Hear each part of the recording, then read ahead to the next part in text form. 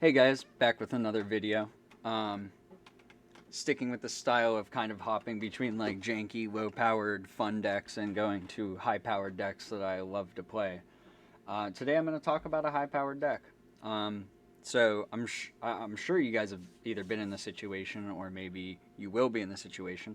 But there's a lot of times that I see maybe a commander spoiled, a commander coming out, and I think, man, that's a really fun, cool idea, but it's a little too close to a deck I already own. So I try to hop around and do different styles and different things with it, being around the same theme. And sometimes they work, sometimes they don't. For instance, I had a Belladraws deck that was about gaining large amounts of life at a time, using Belladraws to untap my lands and do different things like that on instant speed and other people's turns. It was a fun deck, but without having the big things I needed to, I basically would just be dead in the water. It took too long to get Belladraws out. It wasn't working. On the other side of it, I had a Heliod deck that worked out very well. A 2 colorless, 1 white, enchantment god, indestructible as long as it's devotion to 5. White is less than 5, it's not a creature. Whenever you gain life, you put a +1 counter on target creature or enchantment you control, and you could pay 1 and a white and give a creature lifelink. So I really liked how this deck played out. It was a lot of fun to play. But then I saw a card spoiled that I decided to build instead, which was Lathiel, the Bounteous Dawn. 2 colorless, 1 green, 1 white, unicorn, lifelink 2/2. At the beginning of each end step, if you gained life this turn, distribute up to that many 1/1 counters amongst any number of other creatures. So I ended up building this deck and having this deck. Overall, I thought, man, I should just switch this and put it into this deck and have this as the commander. So I did do that, and the deck also played out very well. But it became too reliant on this staying on the board and getting to my end step. Then, a new set came out, Adventures into the Forgotten Realms, where they spoiled a new commander that did basically both of those things and more. So, I'm talking about Trelasarra, Moondancer? Trelasarra? Trelasarra? Can you even read that? Is that too blurry? I can't pronounce anything. It's 1 green and 1 white, so it's low to the ground, lower than both of those. And whenever you gain a life, you put a +1 counter onto her, and you get to scry 1. So it's all the life gain that I already wanted, but I get to scry through my deck a little bit faster. Plus, I'm buffing up my commander to potentially get through and deal lethal damage against somebody. So I thought, oh, you know what? I'll mix those decks together. This deck is a life gain deck, Voltron style a little bit, about beefing up your board, dealing lots of damage, and it's got a lot of good cards in it. This is probably one of my pricier decks. I wouldn't be surprised if it's 400 or 500, which isn't a lot to a lot of people, but it's a lot to me. So going through the creatures, you already saw Lathiel, but I will show off the foil etched. I'm not sure why. A lot of these cards are worth like nothing. I love the style of that card. I think it looks amazing. Same with Heliod. When I got this, the guy at the card shop asked me if I wanted the regular version or the showcase version. He said they're same price. I said I will take the showcase version for sure. Hopping through some other creatures, a lot of them either gain life, do something for me, or do something and gain life for me. So, Scavenging Ooze, 1 colorless, 1 green. You could pay a green, exile target card from a graveyard. If it was a creature, put a +1 counter on Scavenging Ooze and gain a life. Sunscourge Regiment, 3 colorless, 2 white, Flying Dragon 4/3. Whenever an opponent casts a spell, put a +1 counter on Sunscourge Regiment and gain a life. Mother of Runes, 1 green, could tap it and give a creature protection from the color of your choice until the end of your turn. Nice for protection, nice for getting your commander through or one of the other big guys. Knight of the White Orchard, 2 white. It's a human knight 2/2 first strike. When it enters the battlefield, if an opponent controls more lands than you, you get to search for a plains card, put it on the battlefield, and then shuffle. Guardian of Faith, 1 white, 1 colorless, 2 white. Spirit Knight, Flash Vigilance. When it enters the battlefield, any number of other target creatures you control phase out. You treat them as though they don't control, or they don't exist, basically. 1 second, because I'm noticing the background kind of shows off.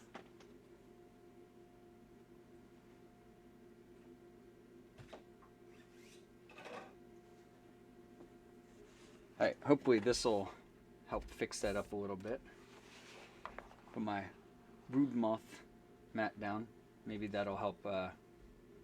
Ooh. Oh. I didn't expect this to take up so much room. Try to make it look better on the screen. There we go. Put my commander down. Maybe these cards will pop. I don't know if it'll be easier or worse to read. Kind of looks like one of my lights is causing it. I'll try to. Oh, it's that light. Hold on, we're working through it together.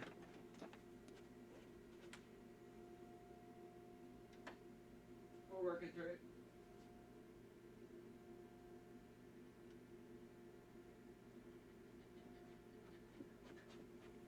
How does that look on the screen?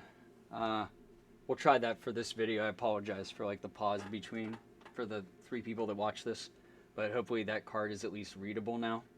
If not, I will try to work on the lighting situation. I didn't realize that one light was causing issues. I hope that didn't cause issues in the other videos. But next is Mentor the Meek. 2 colorless, 1 white.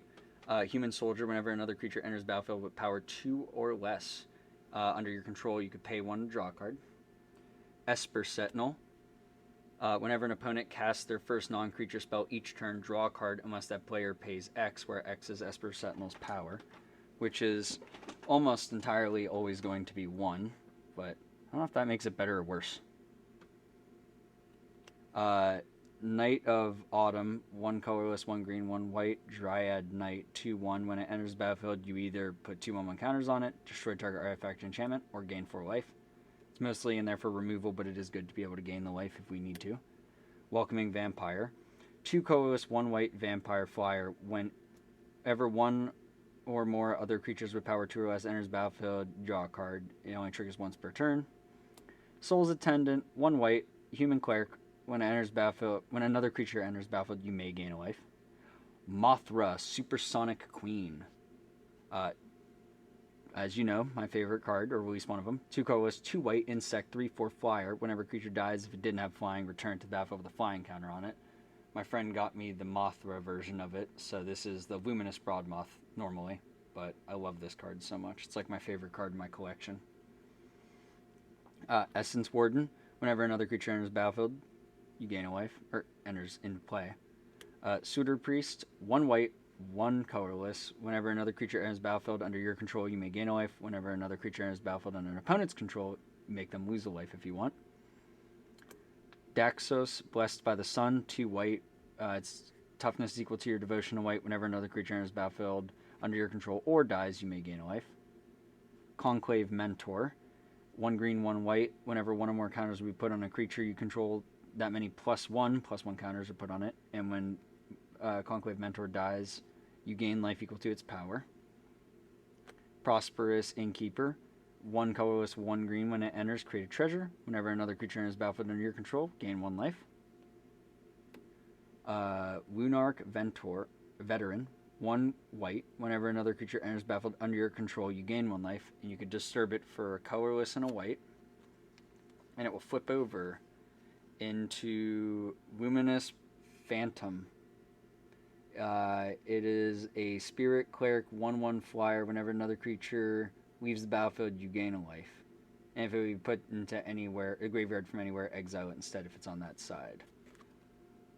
So basically just gains a life. It's 1 white. Janji's Pridemate, 1 white, 1 colorless. Whenever you gain life, put a +1 counter on Pridemate. Gideon's Company, 3 colorless, 1 white. Whenever you gain life, put 2 +1 counters on Gideon's Company. We don't have any Gideon Planewalker in here, so that bottom ability is worthless. Keeper of the Accord, 3 colorless, 1 white. Beginning of each opponent's end step, if they have more creatures, create a 1/1, and if they have more lands, you get to search for a Plains card, put on the battlefield tapped, and then shuffle.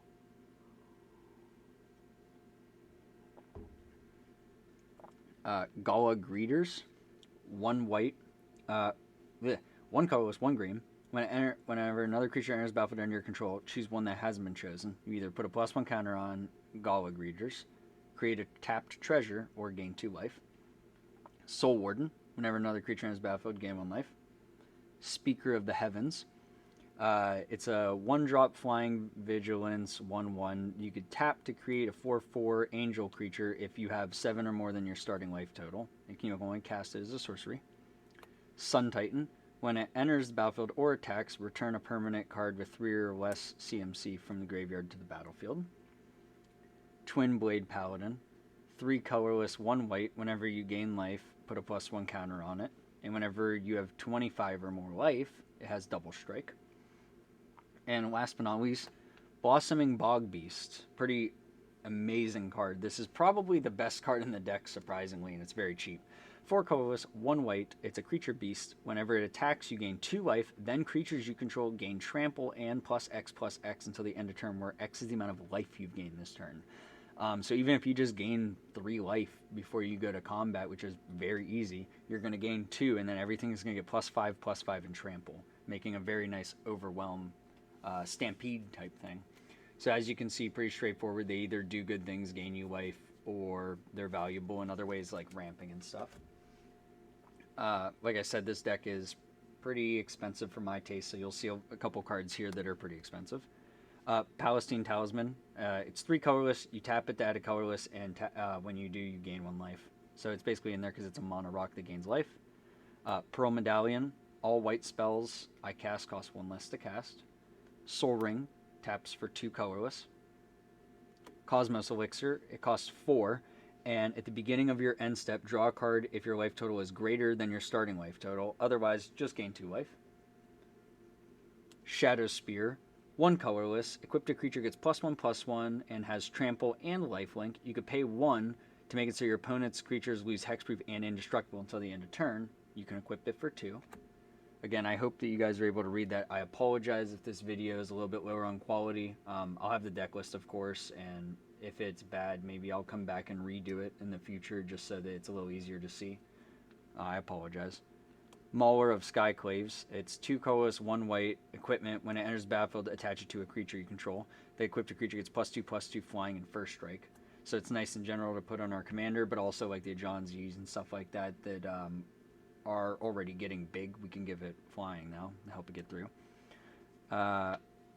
Altar of the Pantheon. It's 3 colorless. It's your devotion to each color is 1 higher, just in case you need it, which is good for people like Heliod, but kind of worthless for the rest of the deck. But when you tap it, you add 1 mana of any color. If you control a god, a demigod, or a legendary enchantment, you gain 1 life. The Ozolith. 1 colorless. Whenever a creature you control leaves the battlefield, if it had counters on it, put it on the Ozolith. At the beginning of combat, if the Ozolith has counters on it, you may move all counters from the Ozolith onto target creature. So it's a nice way to protect if our creature is removed. Well of Lost Streams. 4 colorless. Whenever you gain life, you may pay X, where X is less than or equal to the amount of life, and then you could draw that many cards. Commander's Plate. 1 colorless. Equipment. Equipped a creature gets +3/+3 and has protection from each creature that's not in your commander's color identity. So it would give us protection from black, red, and blue, which are very, very, very popular colors. And then if you equipped a commander, it only costs 3. Aetherflux Reservoir. It's 4 colorless artifact. Whenever you cast a spell, you gain 1 life for each spell you have cast this turn. If you pay 50 life, you deal 50 damage to a creature or player. Well of Lost Dreams. 4 colorless. Whenever you gain life, you may pay X, where X is less than... Wait a second. Hey! Well, that's an issue. I'll remove that for something else in the future. Go ahead and take that out now so that way I don't forget.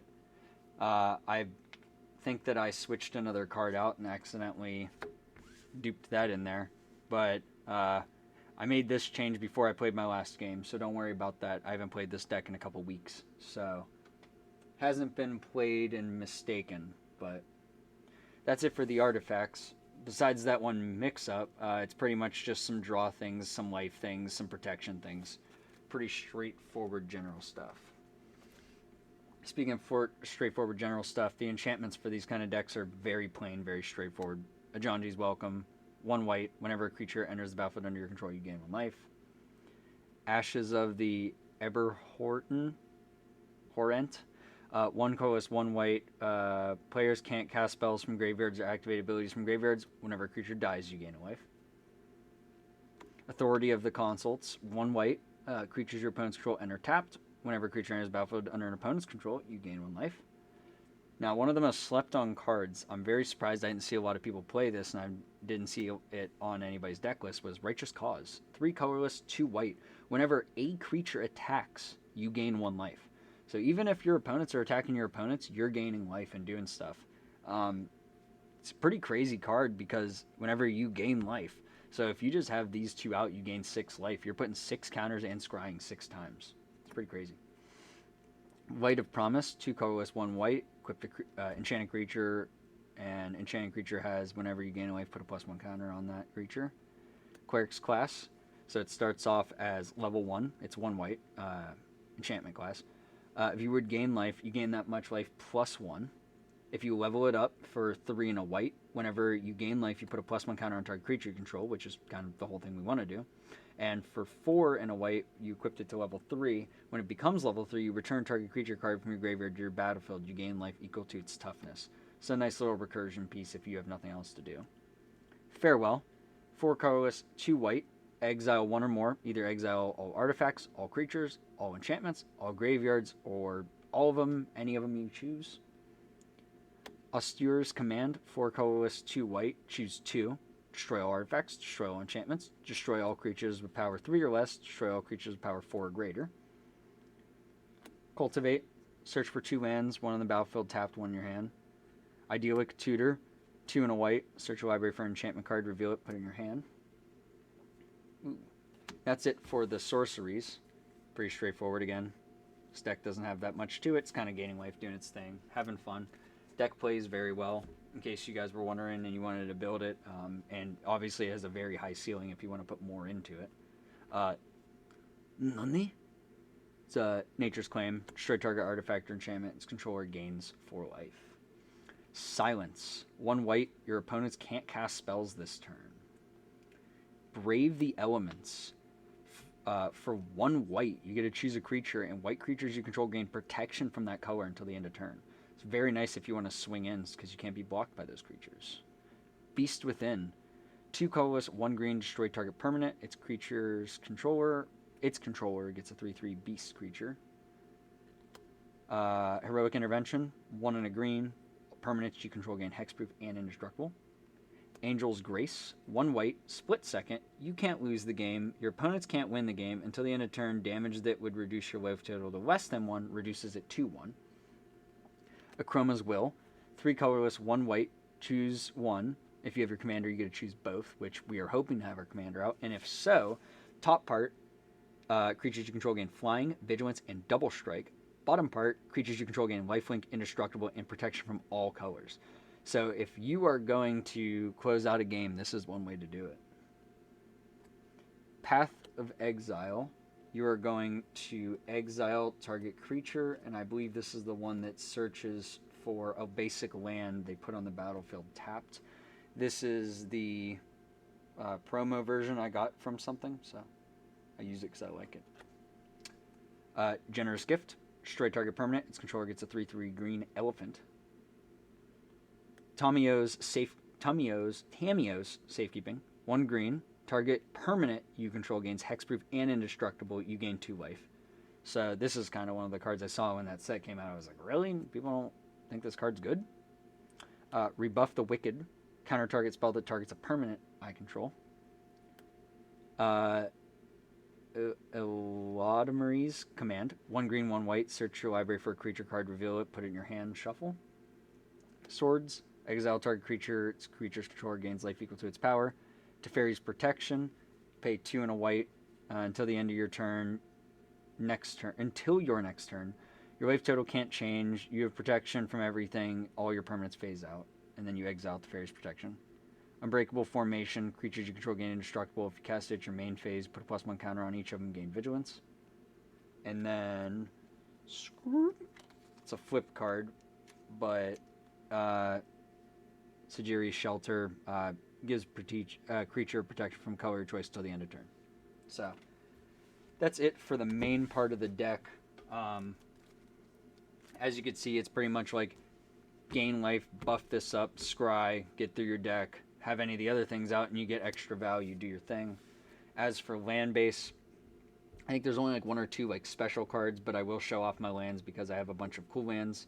I have a foil full art of the green-white flip, overgrown farmland, command beacon, because if your commander dies a few times, you could put it back in your hand and play it. It's also foil, but it's probably hard to see because I had to turn off the lights for this video.